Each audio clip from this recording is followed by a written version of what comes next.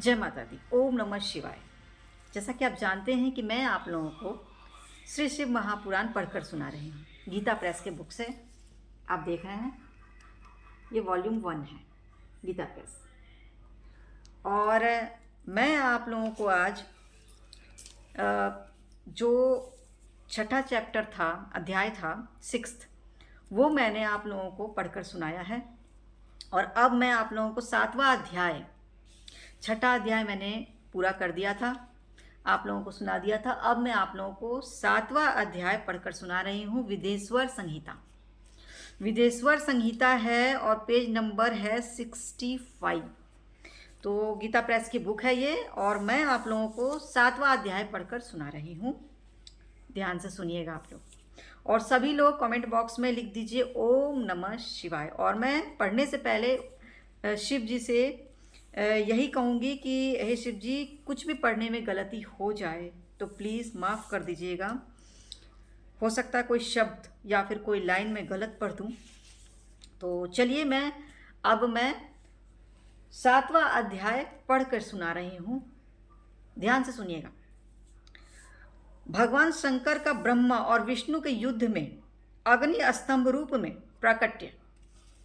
स्तंभ के आदि और अनंत की जानकारी के लिए दोनों का प्रस्थान।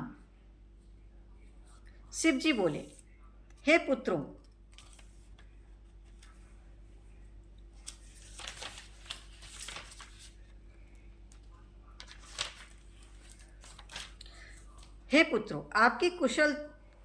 आपकी कुशल तो है। मेरे अनुशासन में जगत तथा देवश्रेष्ठ अपने अपने कार्यों में लगे तो हैं। सुनिए, हे देवताओं, ब्रह्मा और विष्णु के बीच होने वाले युद्ध का वृतांत तो मुझे पहले से ही ज्ञात था। आप लोगों ने परिश्रम करके उसे पुनः बताया है। हे संत कुमार, उमापति शंकर ने इस प्रकार मुस्कुराते हुए मधुर वाणी में उन देवगणों को संतुष्ट किया। इसके बाद महादेव जी ने ब्रह्मा और विष्णु की युद्ध स्थली में जाने के लिए अपने सैकड़ों गणों को वहीं सभा में आज्ञा दी।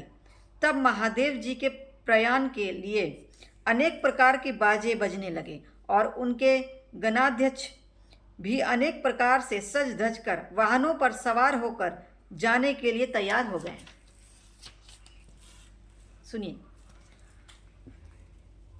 भगवान उमापति 5 मंडलों से सुशोभित आगे से पीछे तक प्रणव ओम की आकृति वाले सुंदर रथ पर आरूढ़ हो गए। इस प्रकार पुत्रों और गणों सहित प्रस्थान किए हुए शिव जी के पीछे पीछे इंद्र आदि सभी देवगण भी चल पड़े।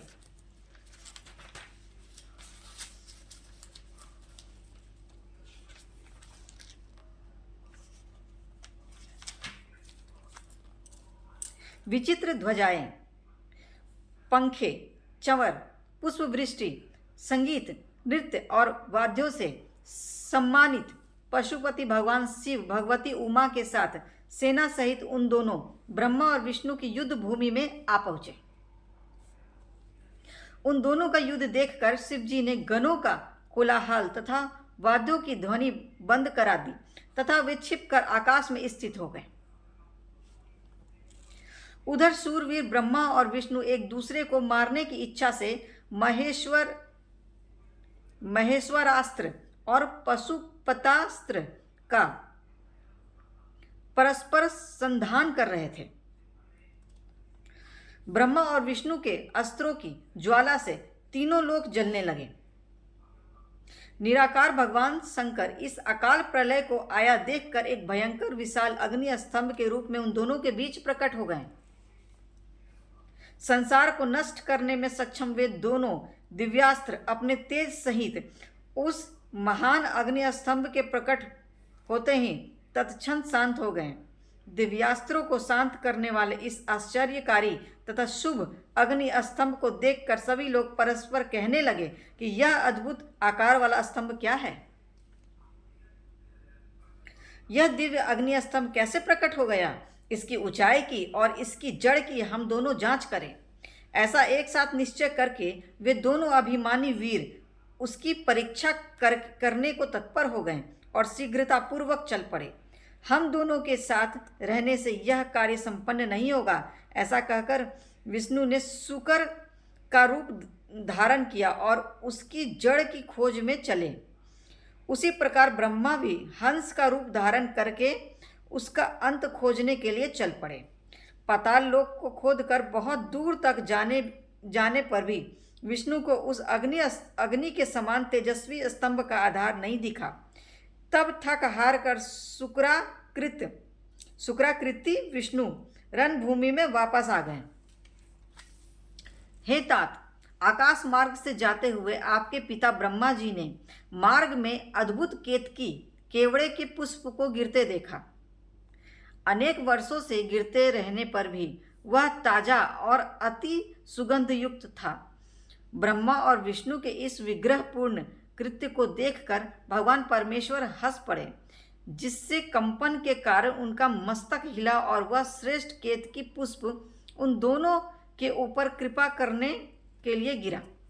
ब्रह्मा जी ने उनसे पूछा, हे पुष्पराज, तुम्हें किसने धारण कर रखा था और तुम क्यों गिर रहे हो? केतकी ने उत्तर दिया, इस पुरातन और अप्रमेय स्तंभ के बीच से मैं बहुत समय से गिर रहा हूँ, फिर भी इसके आदि को नहीं देख सका। अतः आप भी इस स्तंभ का अंत देखने की आशा छोड़ दें।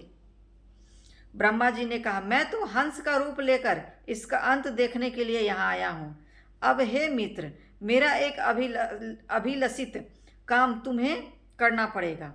विष्णु के पास मेरे साथ चलकर तुम्हें इतना कहना है कि ब्रह्मा ने इस स्तंभ का अंत देख लिया है।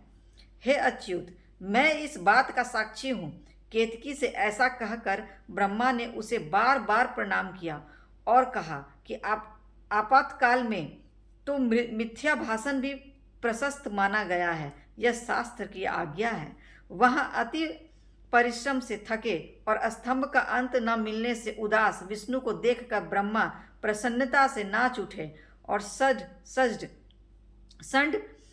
नपुंसक के समान पूर्ण बातें बनाकर अच्युत विष्णु से इस प्रकार कहने लगे, हे हरे,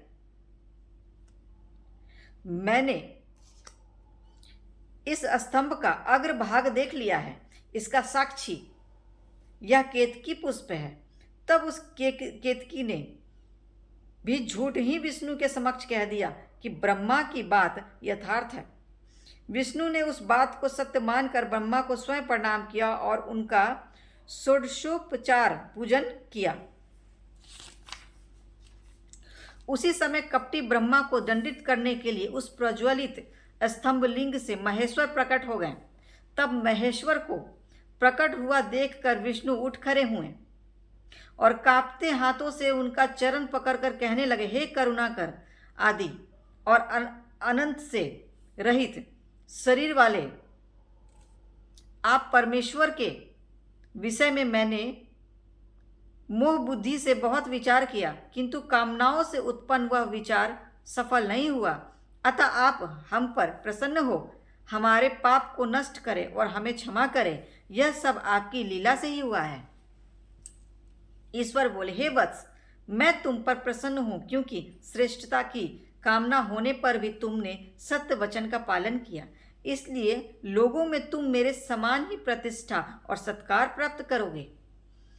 हे हरे, अब से आपकी पृथक मूर्ति बनाकर पुण्य क्षेत्रों में प्रतिष्ठित की जाएगी और उनका उत्सव पूर्वक पूजन होगा।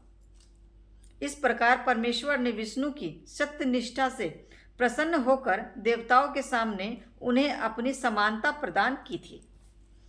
तो ये था 7वां अध्याय। तो ये मैंने आप लोगों को 7वां अध्याय जो है पढ़ के सुनाया है, और मैं फिर से आपको इसके आगे का जो अध्याय है वो मैं आप लोगों को पढ़ के सुनाऊंगी। तो कैसा लगा आपको 7वां अध्याय, आप ज़रूर कमेंट बॉक्स में कमेंट कीजिएगा और मेरे साथ बने रहिए, क्योंकि मैं आप लोगों को वेद पुराण जितने भी 18 पुराण हैं मैं सब पढ़कर आप लोगों को सुनाऊंगी। मैं चाहती हूँ कि आप लोगों को हमारे जो है धर्म के बारे में पता हो। बहुत लोगों को नहीं पता, तो आप लोगों को पता हो इसलिए मैं आप लोगों को पढ़कर सुना रही हूँ। बहुत बहुत धन्यवाद मुझसे जुड़ने के लिए।